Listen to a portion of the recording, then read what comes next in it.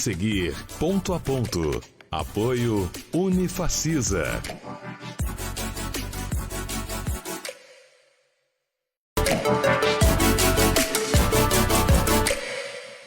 Um abraço para você que acompanha a partir de agora o Ponto a Ponto. As pessoas estão verificando, as pessoas estão notando, percebendo que os preços estão disparando em tudo que é supermercado, em tudo que é loja. A cada feira que se faz, a cada compra que se faz, percebe-se um reajuste nos preços. E não há, infelizmente, para quem apelar.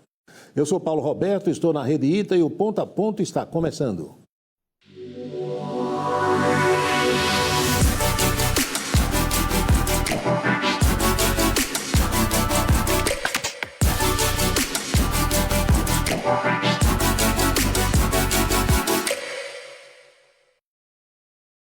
A nossa entrevista de hoje é com o sargento dos bombeiros militares da Paraíba, Matheus Porto.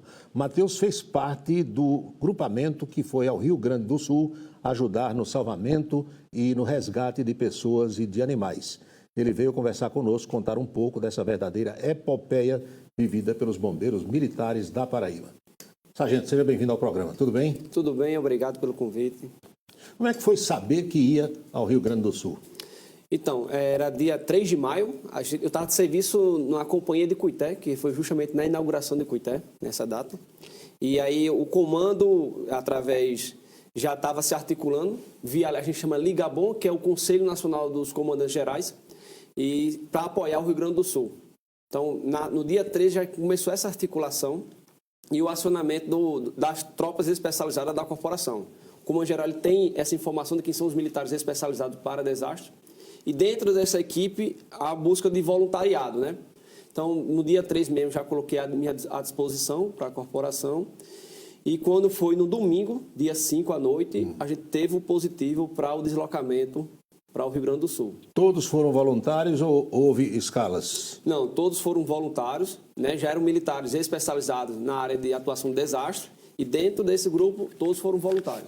E esse grupo era formado por quantas pessoas? São 17 bombeiros militares, do quais uma era uma mulher, então, 16 homens e uma mulher, 2 cães, a gente deslocou-se em 5 viaturas e em 3 embarcações. E essa, entre aspas, aventura daqui até o Rio Grande do Sul durou quantos dias? Então, saímos na segunda-feira pela manhã, por volta das 9 horas da capital, e chegamos no Rio Grande do Sul na sexta-feira à noite, colocando já à disposição do comando lá geral do Rio Grande do Sul. 5 dias de viagem? Isso, 5 dias. E por que essa viagem não foi aérea, sargento? Não teve condição? O comando geral procurou a FAB, né, Força Aérea Brasileira, para justamente ter esse apoio da FAB em transportar esse efetivo, porque não é somente um voo comercial, a gente precisa levar equipamentos, precisa levar embarcação, então os aviões da FAB ela atendem essa necessidade.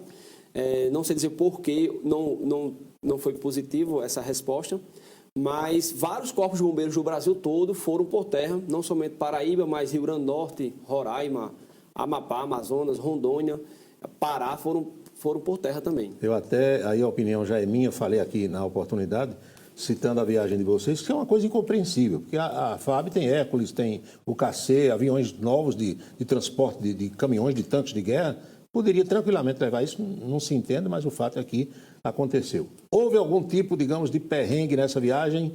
Vocês rodavam o dia todo, paravam para dormir? Como é que foi a logística? A gente pernoitou em 3 locais. A gente pernoitava nos quartéis do bombeiro, né?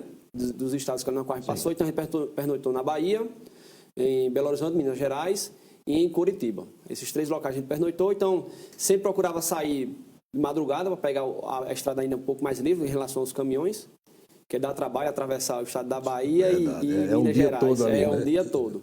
Então é muito caminhão na estrada.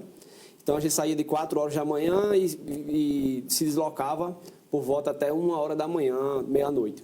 Tinha que ter algumas paradas porque a gente estava levando 2 cães.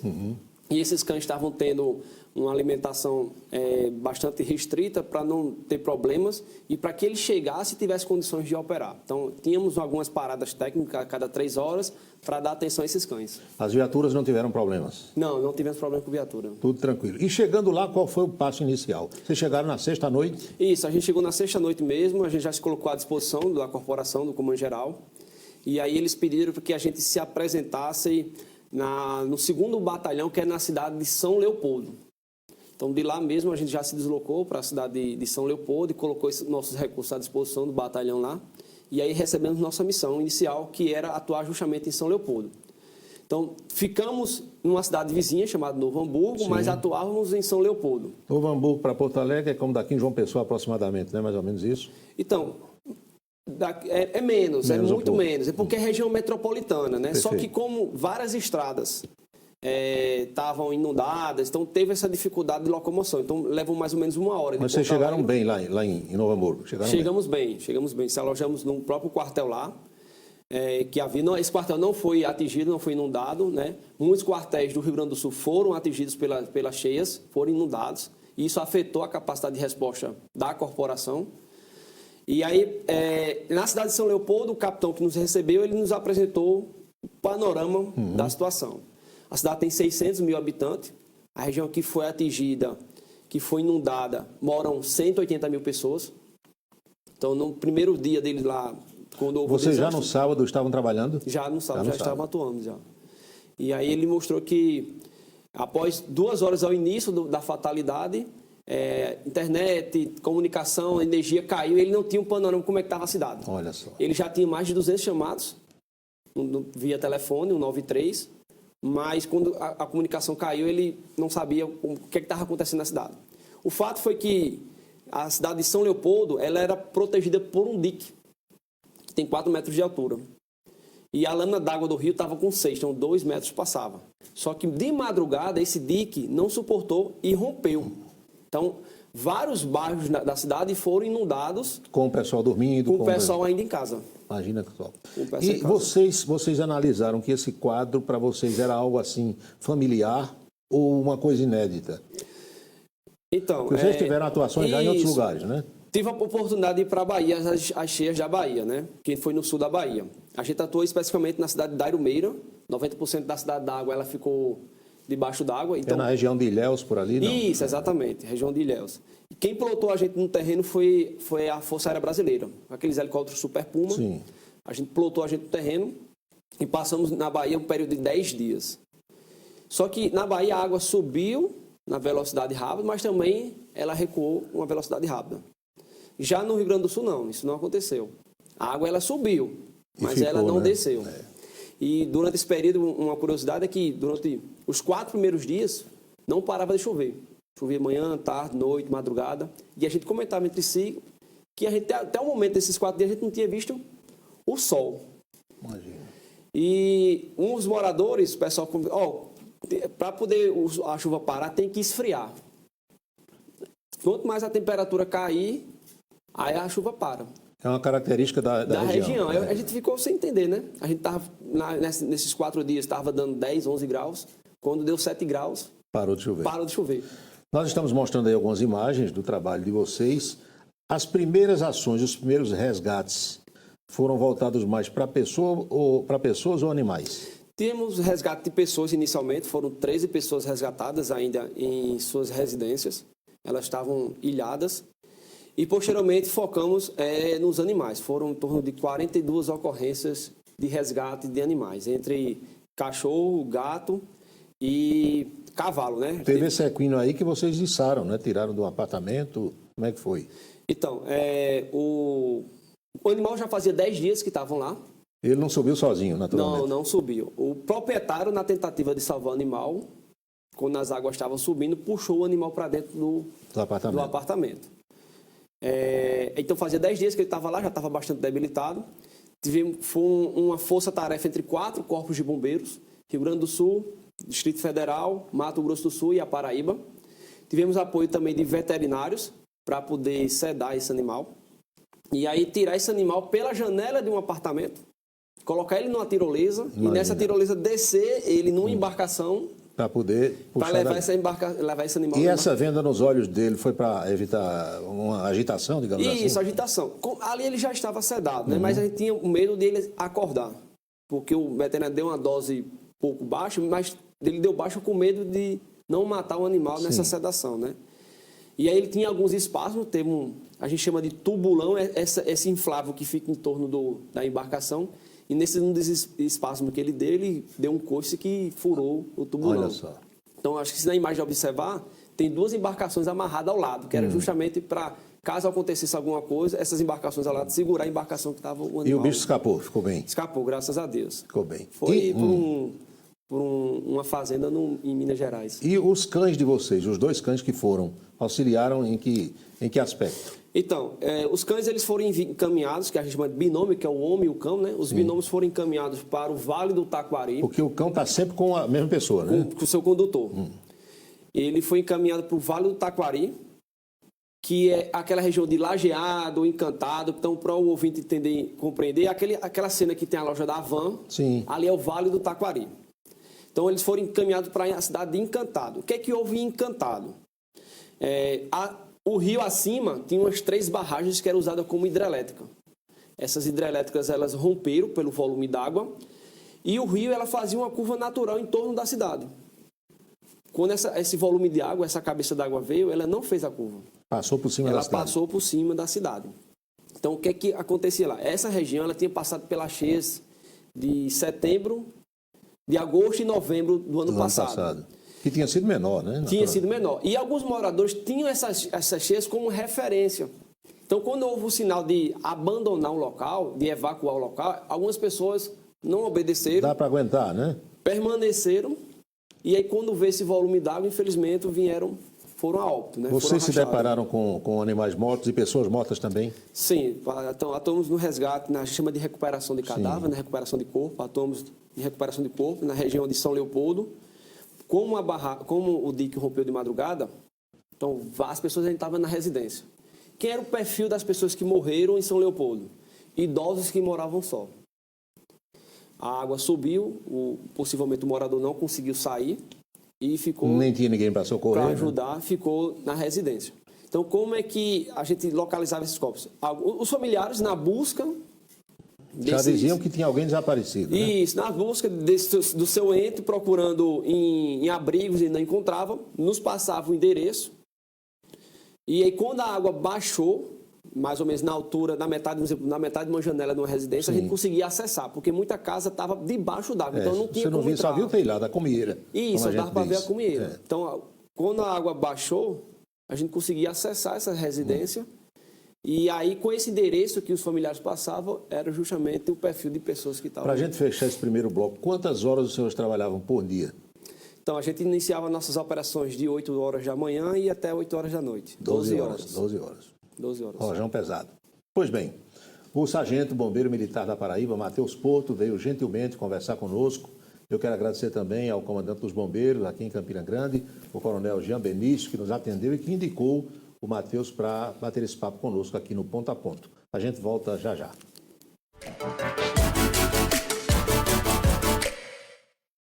Se você procura pesquisa, bom ensino e tradição, não precisa buscar longe, aqui mesmo vai achar. Referência para todo o Nordeste e para além da região, com graduação e pós, nem tem como comparar. Sua jornada acadêmica vai brilhar que é uma beleza, com a melhor metodologia para seu futuro acontecer. Contando com Hospital Help e parceria holandesa, simbora para a Unifacisa, para sua história escrever. Escolha sua graduação e faça seu futuro acontecer. Inscreva-se unifacisa.edu.br.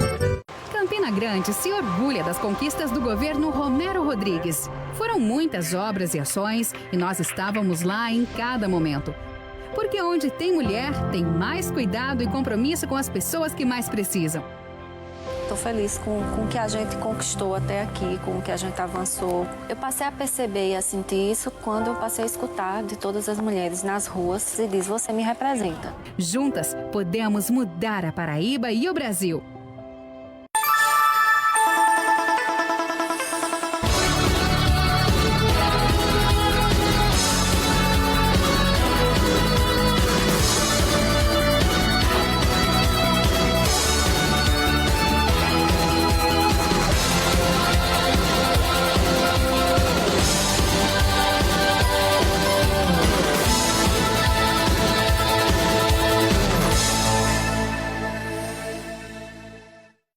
O PSDB vem crescendo em toda a Paraíba, com mais de 50 candidaturas a prefeito, do litoral ao sertão. Pensando na educação desde a primeira infância, lutando pelo básico, que é o acesso à alfabetização, gerando riqueza, incentivando empresas, emprego e renda, e criando projetos como do auxílio às mães atípicas. Dando vez e voz às mulheres, como no programa Não Se Cale, exigindo ações concretas e rígidas no combate à violência. E também mais participação das mulheres na política. Feliz! Seja bem-vindo ao mundo da energia solar com a Energy Brasil, sua parceira em Campina Grande. Aqui, geramos mais que energia. Nós iluminamos caminhos para um futuro sustentável. Aqui, entendemos as necessidades individuais de cada cliente. E é por isso que oferecemos soluções personalizadas, adaptadas especificamente para atender de forma única. Junte-se a nós nessa jornada rumo à energia limpa e renovável.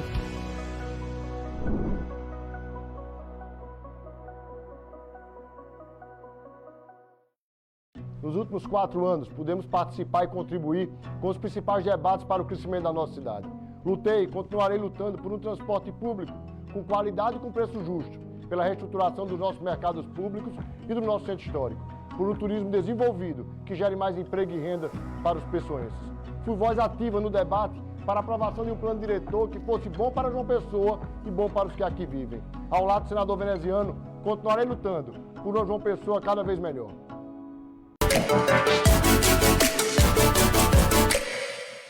O período de festas juninas está a todo vapor. É importante dizer a quem vai viajar que todo o cuidado é pouco nas estradas que cortam a região para a qual você deseja participar das festividades. Porque o fluxo de veículos aumenta, muita gente não tem experiência, alguns não fazem manutenção dos veículos e o resultado é que os acidentes muitas vezes são registrados. Então, todo o cuidado ainda será pouco. Nós vamos ao segundo bloco da entrevista de hoje com o sargento bombeiro militar Matheus Porto. Matheus, tem quantos anos na corporação? Em outubro agora eu faço 14 anos de serviço. 14 anos. Você é made in Pocinhos? É, a família de Pocinhos lá, a família Porto. Sempre trabalhou com carne, né? O pessoal trabalhou com gado, então a família é de lá mesmo. Pois bem. E você tem mais parentes, bombeiros, militares, e como é que foi esse seu ingresso na corporação? Então, eu tenho um primo meu que já era bombeiro militar antes mesmo de entrar, entrei na corporação em 2010. Esse meu primo, que é o sargento Anso, terceiro sargento Anso, ele entrou em 2002. Então, esse despertar pela corporação foi mais uma questão de 2008, houve um concurso, e aí estava finalizando o ensino médio, e eu queria ter uma renda para se manter na universidade, né? Sim. E aí eu me inscrevi no concurso, foi meu primeiro concurso. Passou logo? E passei logo.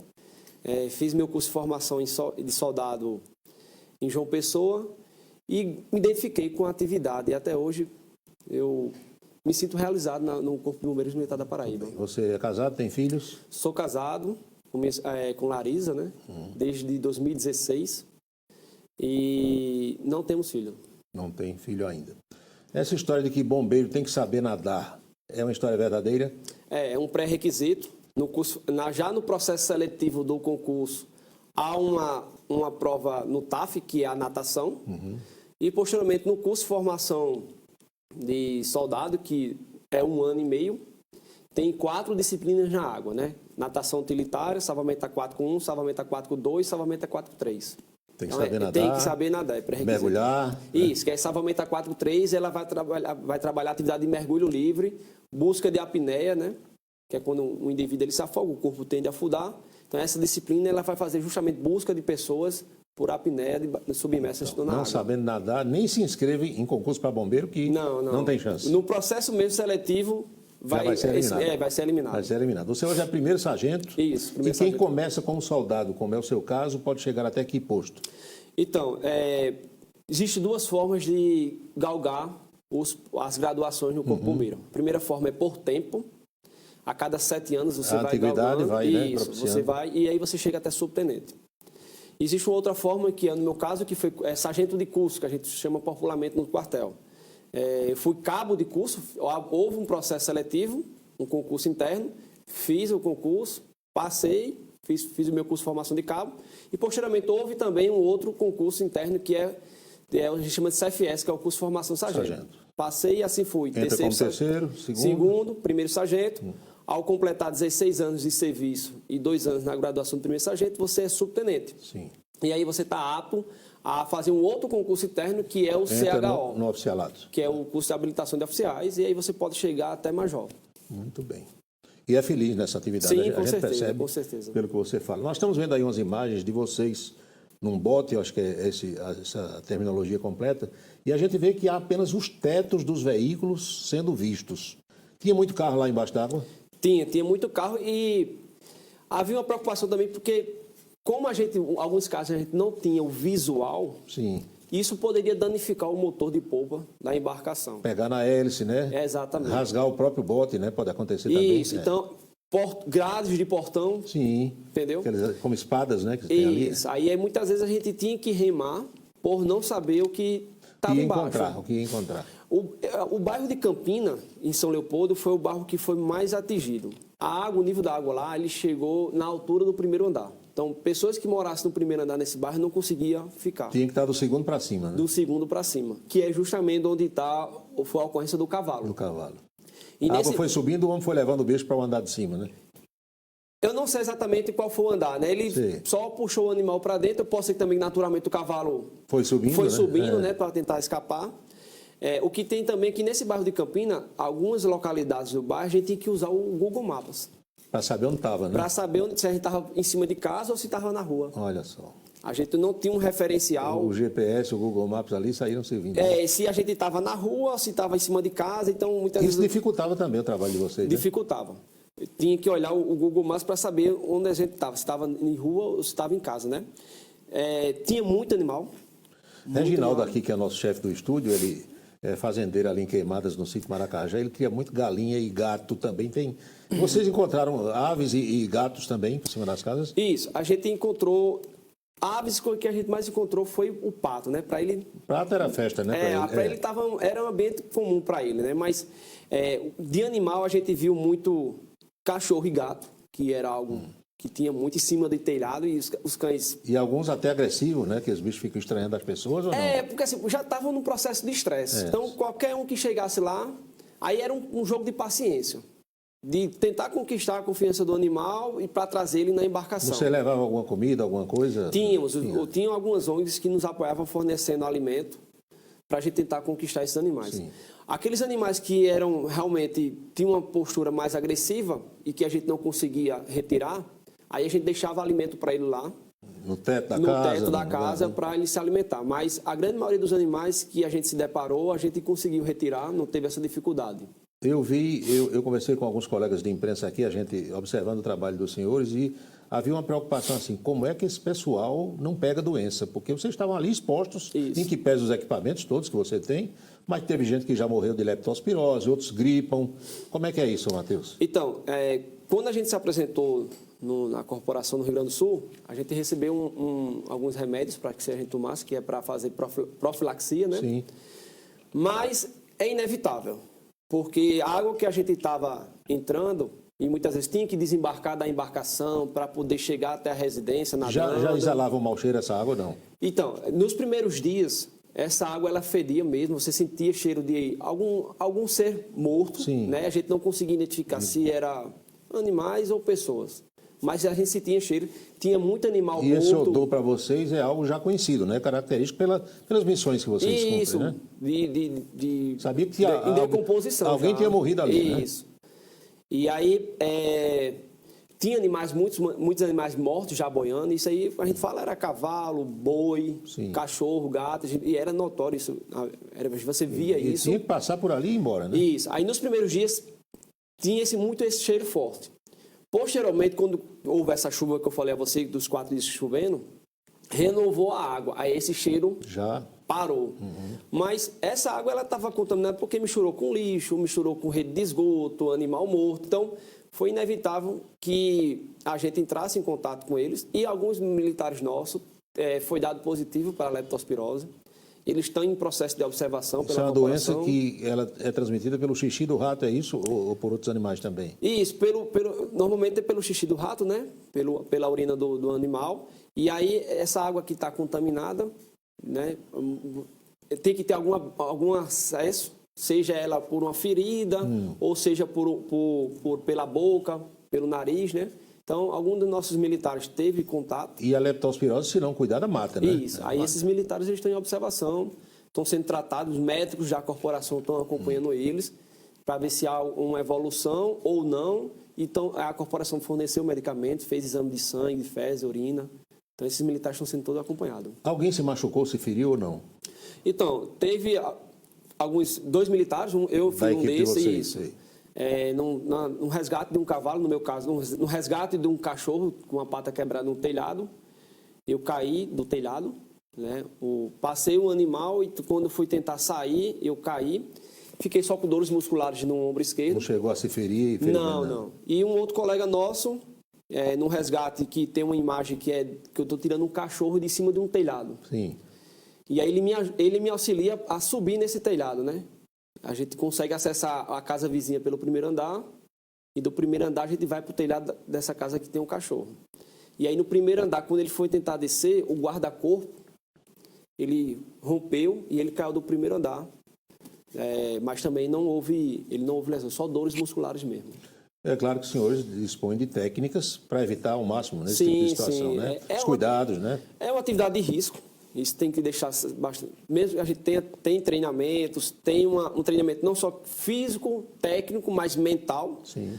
Mas também há um risco e muitas vezes esses riscos a gente não consegue eliminá-los. Vai ter que trabalhar com eles em conjunto, né? A gente ficar observando ali eles... Mas sabendo que tem aquele risco. Que tem aquele risco. E, infelizmente, muitas vezes acontecem essas fatalidades, né? Senhores estiveram, você especialmente esteve na Bahia, como já citou, esteve em Santa Catarina, Brumadinho, naquela tragédia de lá. Tinha visto algo parecido com isso do Rio Grande do Sul ou não? Não. Igual ao Rio Grande do Sul, porque foi o estado todo. Só 22 cidades ficaram sem as consequências da cheia, de quase 500. Isso, né? É a cidade toda. A gente se colocava no lugar dos bombeiros do Rio Grande do Sul de como lidar com essa situação. Porque eles mesmos foram afetados, os próprios bombeiros militares foram afetados. A gente conheceu o bombeiro militar que teve sua casa inundada, perdeu seu carro e um cavalo morto no terraço da sua casa. E o cara já fazia lá uns 5 dias que estava trabalhando sem parar. Só fez pegar a família, jogou na casa de um familiar e foi atender. Essa volta de vocês, que foi praticamente uma semana para ir, 5 dias, trabalharam lá durante quantos dias ao todo? 7 dias. 7. E a volta, como é que foi? Como é que foi essa despedida e a hora de partir? A hora de partir... Essa decisão de voltar foi dos senhores da corporação aqui ou de lá? Então, a gente está tendo uns protocolos que é da Ligabom, né, que é a comissão dos comandantes gerais do Corpo Bombeiro. Nela tem uma portaria sobre atuação em desastre, que as equipes devem passar de 7 a 10 dias. E aí, após esse período, deve ser retornado, por questão de preservar o militar. Claro. Mas a gente tem aquele sentimento de querer ficar mais. Continuar ajudando. Eu gostaria, portanto, de ter ficado mais no estado para poder atuar. Mas aí o estado de Alagoas nos rendeu, os bombeiros de Alagoas nos rendeu e continuou com a missão na qual a gente vinha desempenhando. E quantos dias de lá para cá? A gente saiu justamente no sábado e chegou aqui na terça-feira. A volta foi mais rápida, né? Foi mais rápido. Foi mais rápido. Teve, inclusive, um problema, um acidente com os colegas de vocês de Sergipe, quando estavam indo ainda, né? Isso, exatamente. No estado da Bahia mesmo, eles, felizmente, se envolveram num acidente, a viatura capotou. Não foi nada grave, né? Mas nenhum militar se machucou, não. Depois de uma missão assim, Matheus, quanto tempo você, pessoalmente, leva para dar uma relaxada e dizer, parei agora, deu para respirar? E como é que sua família reage em relação a isso? O comando, ele nos deu um período de 7 dias de folga, né? Para a gente poder mentalmente, fisicamente se recuperar. A minha esposa ficou apreensiva, né? Ela fica apreensiva quando eu vou participar dessas missões. Não é a primeira, já teve Pernambuco, já teve o Acre, já teve Bahia. Acre foi incêndio, né? No Acre foi os incêndios florestais. Eu fui via Ministério da Justiça, que a gente chama de Secretaria Nacional de Segurança Pública. Ela nos convidou para participar dessa missão e a gente passou 30 dias no Acre, nos incêndios florestais lá. E nessa semana que a corporação concedeu, deu para relaxar? Deu para sim. Respirar? Aí já começamos a missão do Parque do Povo. Pois é. A gente fala que a missão nunca acaba, né? Ela só muda. Acaba uma, vem outra, né? Vem outra. Acaba. E agora a gente está todo empenhado no São João de Campina Grande para deixar o maior São João e mais seguro do mundo. E para a gente concluir, para você pessoalmente, ser bombeiro é? Ser bombeiro é além de ajudar as pessoas. Eu tenho a sensação que eu nunca estou pronto, né? Então eu fico na busca eterna de mais conhecimento para poder servir a sociedade paraibana da melhor forma possível. Quem está nos assistindo lá no Ingá é João Luiz, Sim. seu colega bombeiro, amigo meu. O sargento João Luiz é um companheiro nosso, que infelizmente houve uma fatalidade com ele. A gente da corporação tem um maior apreço por ele, um maior carinho por ele. É um bombeiro militar que tem mais de 30 anos de serviço. Ele sempre participou das missões, participou comigo da missão dos incêndios florestais de Serra de Santa Catarina, que é no sertão do estado. Foram 2 semanas de incêndio florestal e ele estava lá com a gente. Então, um militar que sempre foi excelente fisicamente e excelente tecnicamente, mas por uma fatalidade teve que ausentar das atividades, bombeiro militar. Mas dizer a ele que ele é um companheiro que, na oportunidade, a gente tem o prazer de visitar ele na cidade de Ingá e as portas sempre estão abertas para ele. Muito bem. Matheus, muito obrigado, parabéns pelo trabalho, viu? Eu agradeço. O Corpo Bombeiro Militar da Paraíba, através de 193, está à disposição. Em situações de emergência, pode contar com nós. Muito obrigado. E a você de casa, o nosso melhor agradecimento. Marcamos encontro para o próximo Ponto a Ponto. Felicidades e até lá.